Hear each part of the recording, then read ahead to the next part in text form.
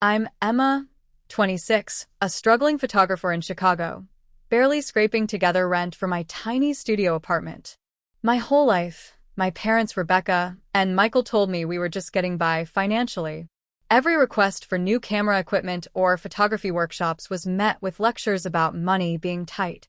Then last week, a lawyer called about my great-aunt Margaret's will, and everything I thought I knew about my family crumbled. Growing up in a modest suburb outside Cleveland, our house looked ordinary from the street, a simple two-story colonial with beige siding. But there were always subtle contradictions that I didn't understand as a child.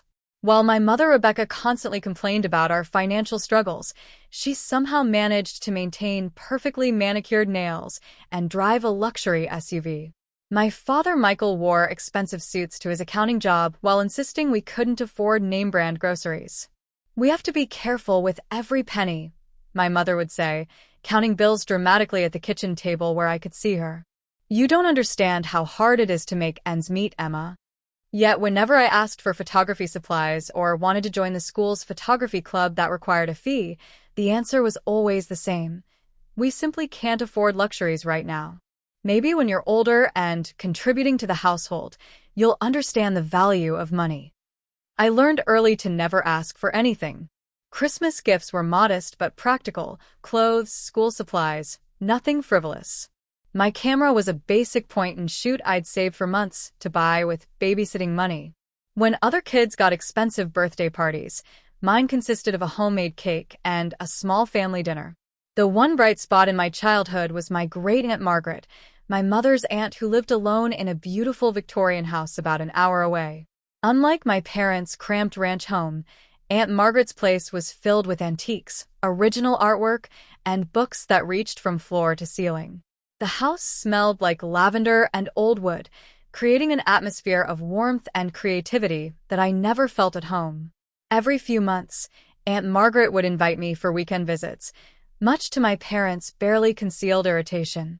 "I don't know why she insists on filling Emma's head with unrealistic ideas," my mother would mutter as she reluctantly drove me to Margaret's house. Margaret was everything my parents weren't: encouraging, curious, and genuinely interested in my passions. She was in her 70s when I first started visiting, with silver hair always styled in an elegant chignon and eyes that sparkled with intelligence and mischief.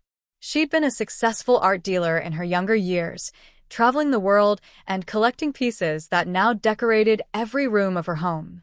"Show me what you've been photographing," she'd say the moment I arrived, settling into her favorite armchair while I eagerly displayed my latest pictures.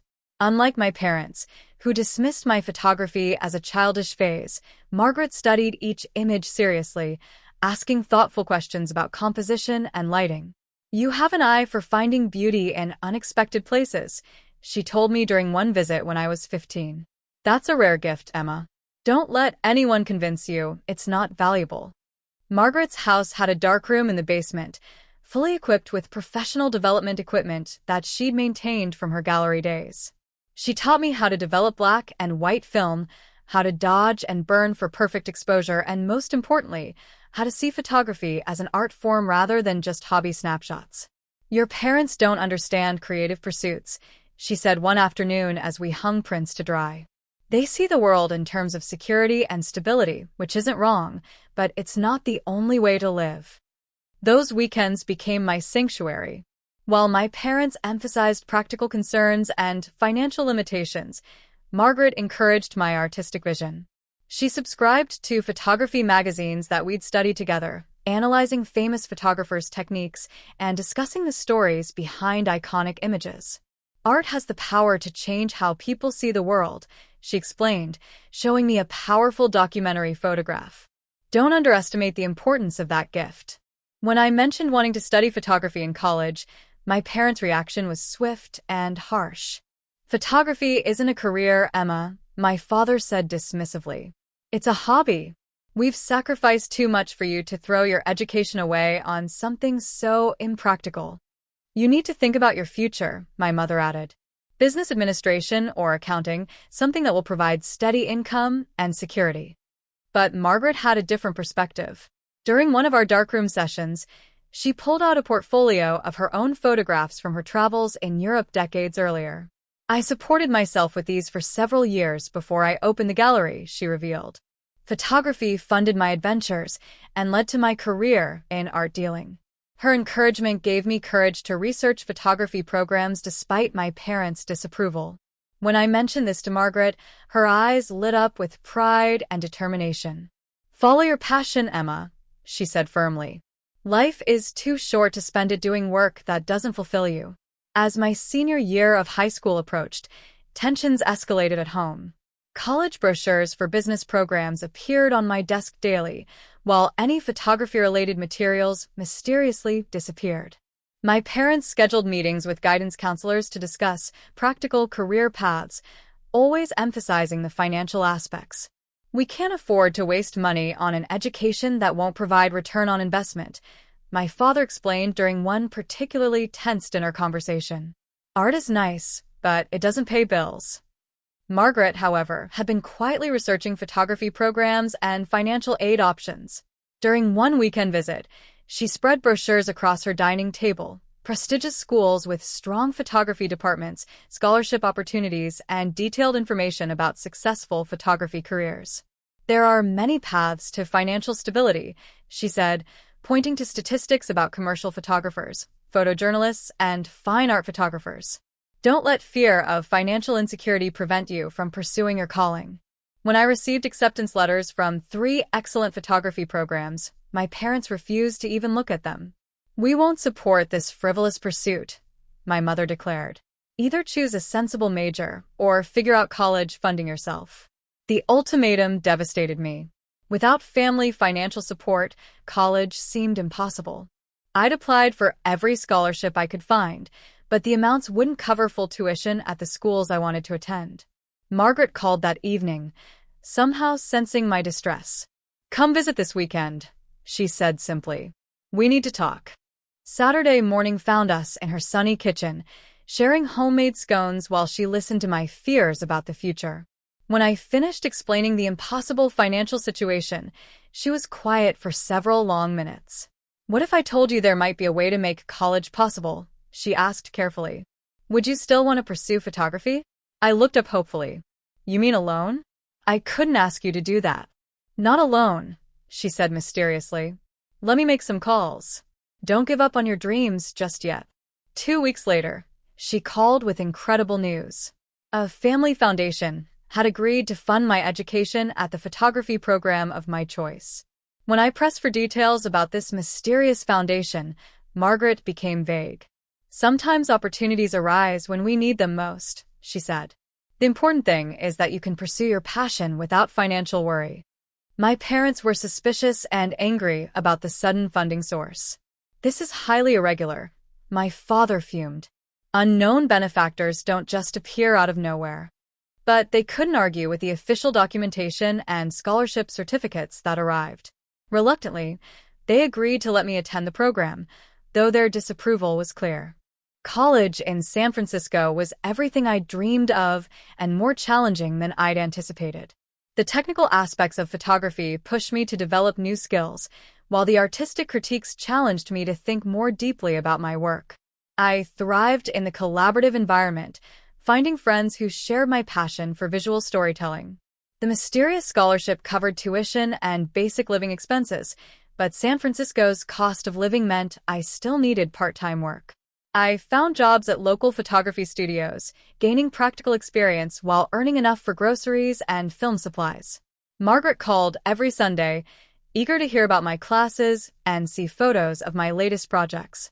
I sent her prints regularly, and her enthusiastic responses kept me motivated during difficult periods when I questioned my abilities. "Your technical skills are improving dramatically," she observed during one call, "but more importantly, your artistic voice is becoming stronger and more distinctive." Meanwhile, my parents' calls were less frequent and less supportive. They'd ask pointed questions about job prospects and starting salaries, always emphasizing the practical concerns while showing little interest in my artistic development. "When are you going to get serious about your future?" my mother asked during a particularly difficult sophomore year conversation. "This art school phase needs to end eventually." Their lack of support hurt, but Margaret's unwavering encouragement sustained me. She attended my student exhibitions whenever possible, traveling from Cleveland to San Francisco, just to see my work displayed alongside my classmates. "I'm so proud of what you're becoming," she said after one exhibition, tears in her eyes. Not just as a photographer, but as a person following her authentic path. During my junior year, I noticed Margaret's health beginning to decline. Her voice sounded weaker during our Sunday calls, and she mentioned visiting doctors more frequently.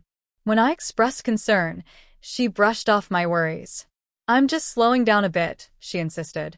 "The important thing is that you keep moving forward with your studies." But her condition worsened. During spring break of my senior year, I visited and was shocked by how frail she'd become. The vibrant, energetic woman who'd inspired me throughout my childhood now moved slowly and tired easily. "I want to see your senior portfolio," she said, settling into her favorite chair with obvious effort. "Show me everything you've learned." We spent hours going through my work, with Margaret offering insightful critiques and profound encouragement. Her knowledge of photography and art history remained sharp despite her physical decline, and her feedback helped me refine my final projects. "You've found your voice as an artist," she said, studying a black and white portrait series I'd been developing. "These images tell stories that matter. Never doubt the importance of that gift." That night, she became more serious as we shared dinner in her elegant dining room. "Emma, there are things I want you to know," she began carefully. "About our family, about the support you've received for school." Before she could continue, she had a coughing fit that alarmed me. "We'll talk more later," she promised weakly. There's so much I need to explain, but later never came. Margaret died peacefully in her sleep 3 days after I returned to San Francisco. The call from my mother delivered the news with characteristic emotional distance. "Aunt Margaret passed away yesterday," she said matter-of-factly. "The funeral will be small and immediate family only." I was devastated by the loss, but also hurt by my parents' decision to exclude me from the funeral arrangements. "She was important to me too," I protested. "It's going to be very simple," my mother replied dismissively. "Besides, you have classes to think about." The funeral took place while I was taking finals, adding grief to an already stressful time. I sent flowers and wrote a letter to be read at the service, pouring out my gratitude for Margaret's support and love. After graduation, I moved to Chicago to pursue freelance photography work. The transition proved challenging, finding clients, building a portfolio, and establishing a professional reputation while managing basic living expenses. The mysterious scholarship had ended with college, leaving me to navigate the professional world independently. My parents had mixed reactions to my graduation. They attended the ceremony, but seemed more relieved than proud, as if they'd been waiting for this phase to end so I could finally get serious about life. "Now that you've gotten this photography thing out of your system," my father said over dinner after graduation, "it's time to think about practical employment. I can probably get you an entry-level position at my accounting firm." I politely declined, determined to make photography work despite the financial challenges. Chicago's competitive market meant accepting small assignments and building slowly toward the career I wanted. My tiny studio apartment barely had room for a bed and basic darkroom setup, but it was mine. I survived on instant noodles and thrift store clothes while reinvesting every dollar into better equipment and marketing materials. The work was inconsistent. Wedding photography one weekend, product shots for local businesses the next, with long stretches of financial anxiety in between. Several times I considered calling my parents to ask for temporary help, but pride and their previous lack of support stopped me. Margaret's house had been sold quickly after her death, with my parents handling all the arrangements. There wasn't much of value, my mother reported when I asked about Margaret's belongings. "We donated most of her things to charity." This surprised me, given the beautiful antiques and artwork I remembered throughout the house. When I asked about her photography equipment and books, my mother was vague. "Oh, that old stuff went to an estate sale. Nobody really wanted it." The idea that Margaret's carefully curated collection had been dismissed as old stuff bothered me, but I was too overwhelmed with establishing my career to pursue it further. 6 months after Margaret's death, I was struggling with my worst financial period yet. A major client had canceled a lucrative assignment at the last minute, leaving me unable to cover that month's rent. I was researching photography jobs in other cities when an unknown number called my phone. "Is this Emma Richardson?" a professional male voice asked. "Yes, this is Emma." "Ms. Richardson, this is David Thompson from Thompson and Associates law firm. I'm calling regarding the estate of Margaret Elizabeth Henderson. Would you be available to meet at my office tomorrow?" My heart skipped. Is this about outstanding bills? Because I thought everything was settled. No, ma'am. This is regarding an inheritance. Your great-aunt left specific instructions that I contact you directly 1 year after her passing. I was confused. I think there's been a mistake. My parents handled Margaret's estate, and they said there wasn't anything to inherit. There was a pause. "Ms. Richardson, I'd prefer to discuss the details in person. Can you come to my office tomorrow at 2 p.m.? That night, I researched Thompson and Associates and confirmed they were a reputable estate planning firm. Still, I approached the meeting with skepticism, assuming there had been some administrative error. David Thompson's office occupied the top floor of a downtown high-rise, with floor-to-ceiling windows overlooking the Chicago River. The attorney himself was a distinguished man in his 60s who greeted me warmly and offered coffee before getting down to business. "Ms. Richardson, I've been your great-aunt's attorney for over 20 years, he began, opening a thick file. "She was an extraordinary woman who cared deeply about your future." "My parents said her estate was minimal," I said cautiously. Thompson's expression grew serious. "I'm afraid your parents weren't completely forthcoming. Your great-aunt established a substantial trust fund specifically for you, with instructions that you be contacted directly after a 1-year waiting period." He slid a document across his desk. The numbers seemed impossible. $3 million, I whispered, staring at the figure. "Plus the proceeds from her house sale, her art collection, and several investment accounts," Thompson added. "Your great-aunt was quite wealthy, Ms. Richardson. Much more so than your family realize." My mind reeled. But my parents handled everything. They sold her house, dealt with her belongings. With your great-aunt's permission, yes. But the bulk of her estate was held in trust separately. Your parents received a small bequest for handling immediate arrangements, but they had no knowledge of the larger inheritance. Thompson handed me a sealed envelope with my name written in Margaret's familiar handwriting. "She asked me to give you this personally." With trembling hands, I opened the letter and began reading Margaret's elegant script. "My dearest Emma, if you're reading this, David has honored his promise to contact you exactly 1 year after my passing. There are truths I couldn't share while I was alive, but which you deserve to know now. The family foundation that funded your education was actually money from your great-grandfather's estate, my father, who made his fortune in manufacturing before the Great Depression. When he died, he left everything to me, as I was his only surviving child. Your parents don't know about this inheritance. Throughout your childhood, I watched them struggle with money management and make poor financial decisions. I loved them, but I didn't trust them to handle a large inheritance responsibly, especially not money intended for your future. The mysterious scholarship, the perfect timing of financial assistance, that was all me, protecting and nurturing your artistic gifts while keeping the source secret. I knew that if your parents discovered the extent of my wealth, they would find ways to access it that might not align with your best interests. This money comes with only one condition, that you use it to live authentically and pursue your creative passion without compromise. Whether that means establishing your own gallery, traveling the world as a photojournalist, or simply having the freedom to create art without financial pressure, the choice is yours. I have watched you grow into a remarkable young woman with integrity, talent, and determination. You have already proven that you can succeed through your own efforts. Now you have the freedom to dream bigger and take risks that might have been impossible otherwise. Your parents love you in their way, but they see security and stability as life's primary goals. I see creativity and authenticity as equally important. This inheritance represents my belief in your artistic vision and my confidence in your character. Use this gift wisely, but don't let the weight of it burden you. Money is simply a tool, What matters is how you use it to create meaning and beauty in the world. With all my love and faith in your bright future, Aunt Margaret. I looked up at Thompson through tears. My parents really don't know about this? They have no idea, he confirmed. Your great-aunt was very specific about maintaining secrecy until you were ready to inherit independently.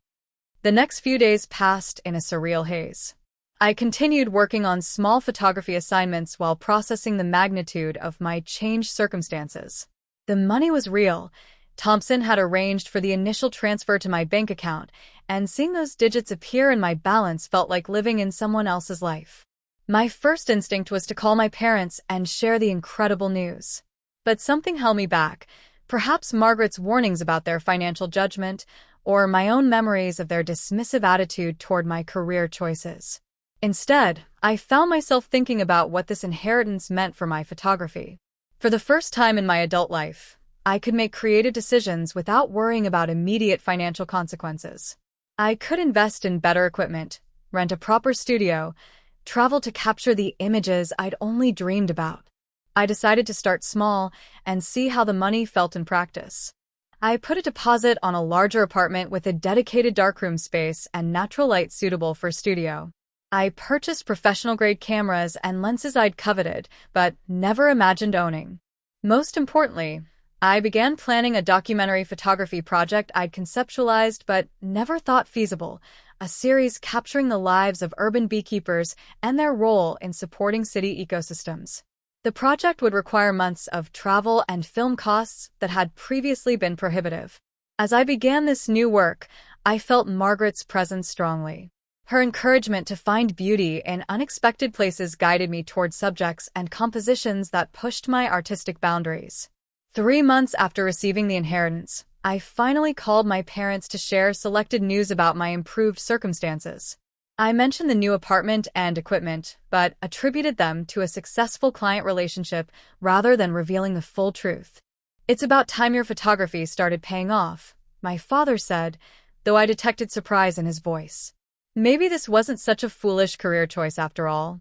Their reactions felt hollow compared to the profound validation I'd felt from Margaret's support. I realized that my need for their approval had diminished as my confidence in my own path had grown.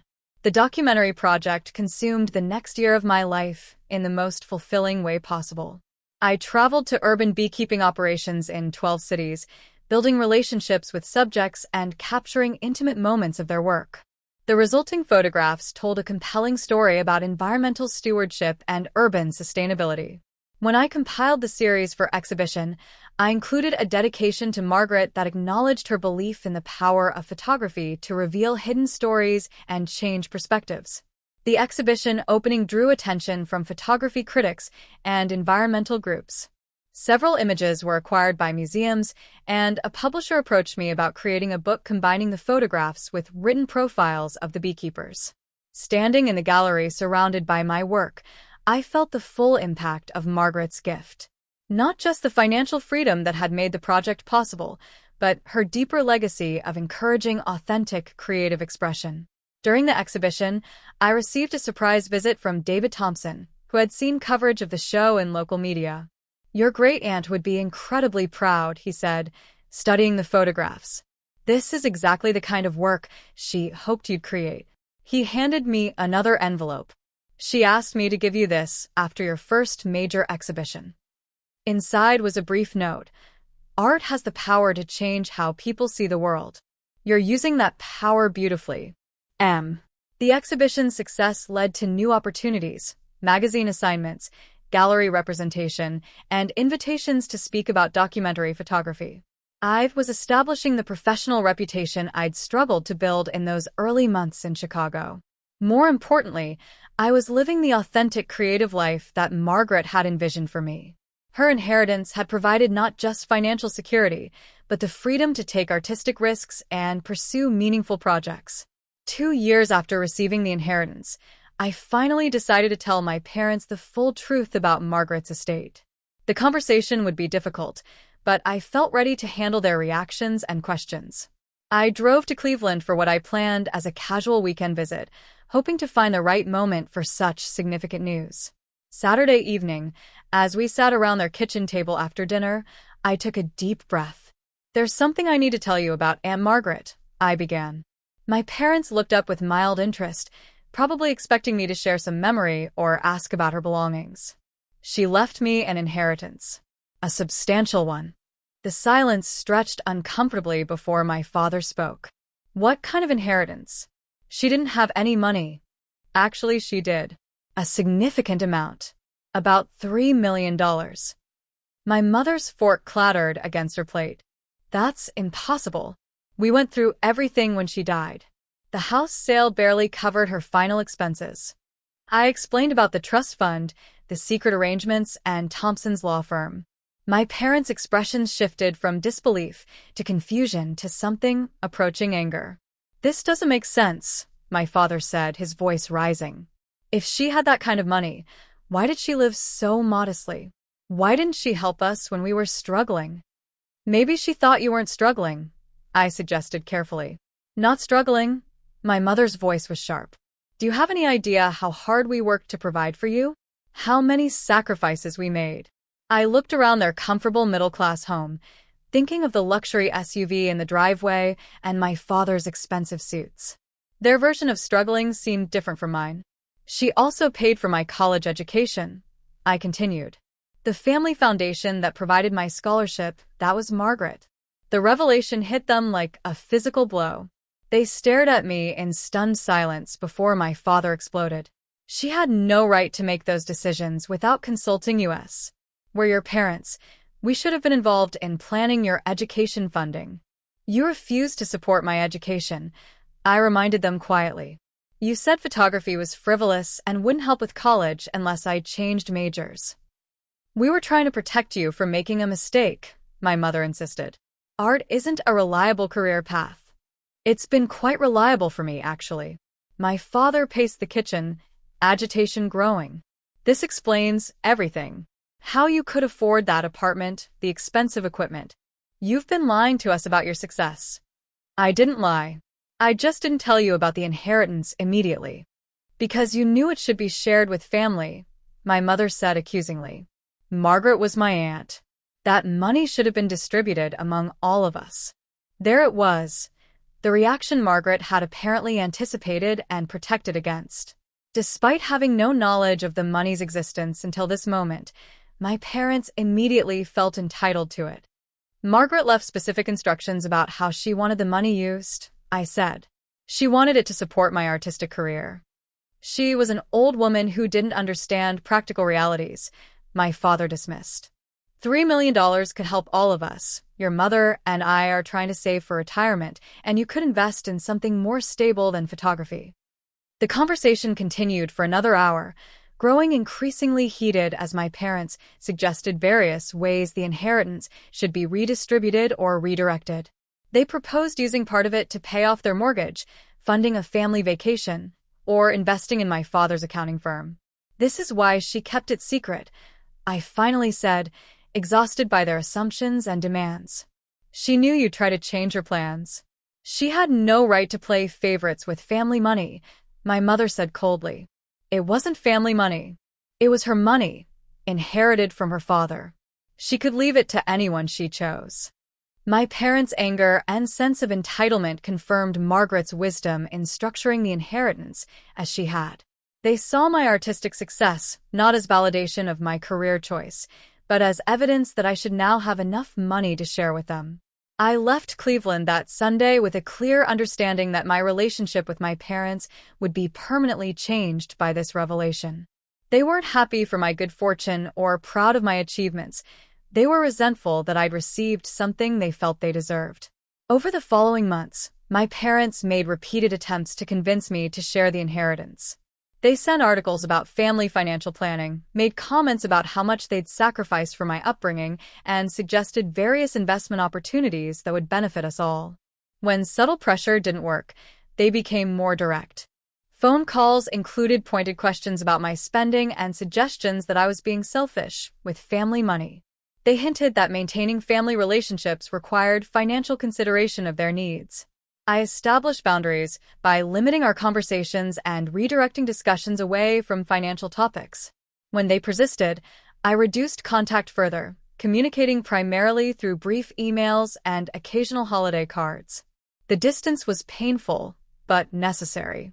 Margaret's inheritance had revealed fundamental differences in how we viewed money, family obligations, and personal responsibility. Their assumption that my good fortune should automatically become their good fortune showed a sense of entitlement that disturbed me. Meanwhile, my career continued flourishing. The beekeeping documentary led to other environmental photography projects. I documented urban gardens, renewable energy installations, and conservation efforts, building a reputation for work that combined artistic vision with social consciousness. 3 years after receiving the inheritance, I opened my own gallery specializing in documentary photography that highlighted environmental and social issues. The space served both as an exhibition venue and an educational center, offering workshops for young photographers and hosting discussions about art's role in advocacy. I used part of Margaret's inheritance to establish a scholarship fund supporting emerging documentary photographers from low-income backgrounds, students who showed artistic promise but lacked financial resources to pursue their education. The first scholarship recipient was Sophia, a talented teenager from Chicago's South Side whose photographs captured the strength and resilience of her community. Watching her excitement at receiving funding for college reminded me of my own gratitude for Margaret's support. "This changes everything for me," Sophia said during our first meeting. "I thought I'd have to choose between college and helping my family financially." Her words echoed my own experience, reinforcing the importance of Margaret's gift and the responsibility that came with it. 5 years after that life-changing phone call from David Thompson, I stood in my gallery during the opening of a major exhibition showcasing work by scholarship recipients. The walls displayed photographs from 12 young artists who had used their grants to develop projects addressing social issues in their communities. Margaret's portrait hung near the entrance, surrounded by images that represented the ripple effects of her generosity. Her investment in my education and artistic development had grown into support for an entire generation of documentary photographers. During the opening reception, I met Maria, an art teacher who had brought her high school students to see the exhibition. She thanked me for creating opportunities for young artists and mentioned that several of her students were applying for the next round of scholarships. "Your great-aunt must have been a remarkable woman," she said, noticing Margaret's portrait. "The foundation you've built in her honor is changing lives." She believed that art has the power to change how people see the world. I replied, remembering Margaret's words from my childhood. She wanted to ensure that belief could continue through future generations. As the evening wound down, I walked through the gallery, observing visitors engaging with the powerful images displayed on the walls. The photographs told stories of environmental justice, community resilience, and social change, exactly the kind of meaningful work Margaret had encouraged me to pursue. My phone chimed with a text from Sophia, now in her junior year and working on a documentary series about immigration in the Midwest. She shared an image from her latest project with a message, "Thank you for making my dreams possible." I thought about Margaret's final letter and her hope that I would use her gift to create meaning and beauty in the world. Through the scholarship program, her generosity continued rippling outward, empowering young artists to tell important stories and advocate for positive change. The inheritance had provided far more than financial security. It had given me the freedom to build a career aligned with my values and the resources to extend that freedom to others. Margaret's trust in my character and artistic vision had been transformed into trust in the next generation of storytellers. As I locked up the gallery that night, I paused before Margaret's portrait. "Thank you," I whispered, "for believing in the power of authentic work and authentic generosity." The money had been life-changing, but Margaret's deeper legacy, her conviction that creativity and integrity were worth investing in, continued growing through every student supported, every story told, and every young artist empowered to pursue their vision without compromise. That was the real inheritance, worth far more than $3 million.